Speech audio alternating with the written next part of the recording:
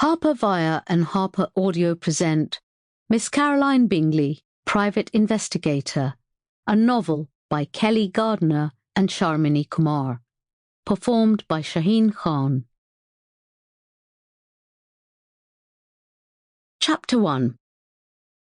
It is a truth universally acknowledged that a single lady in possession of a good fortune must be in want of a husband. Nonsense, Miss Caroline Bingley muttered into her empty teacup, banishing the thought from her mind. I am in want of nothing. One might admit to a certain restlessness, she reflected, but that was surely the result of being veritably marooned in Derbyshire at present.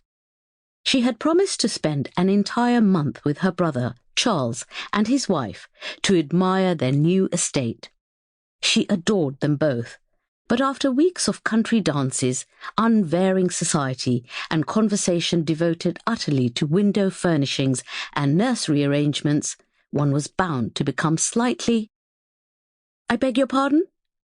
She looked up at Jane. "Oh, nothing. More tea?" "Thank you, yes."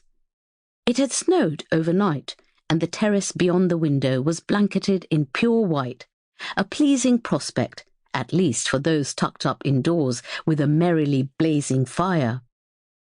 Caroline was genuinely delighted for her brother, who gazed about him, beaming, in evident enjoyment of his new house, its expansive grounds, and the prospect of a hunt as soon as the weather cleared. "No riding out today," said Charles. "I should think there's little chance of it this week. My steward—" He uttered the words with obvious relish, never having had need of an estate steward before. "Tells me this breeze is likely to lift into an almighty bluster by evening." "Shall you be calling at Pemberley this morning?" asked Caroline. She had at first been unsure of the wisdom of Charles settling quite so close to the grand estate of his particular friend Mr. Darcy. The marriages of the two men to Jane and Elizabeth Bennett made the couples inseparable, and on occasion their company rather stifling.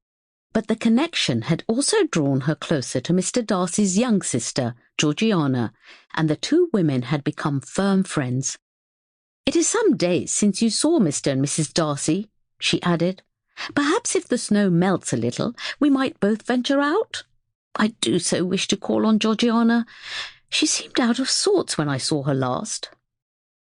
"I doubt it will be possible," said Jane, glancing at the lumpy snow where the terrace ought to be, and the distant trees, their bare branches bending before the wind.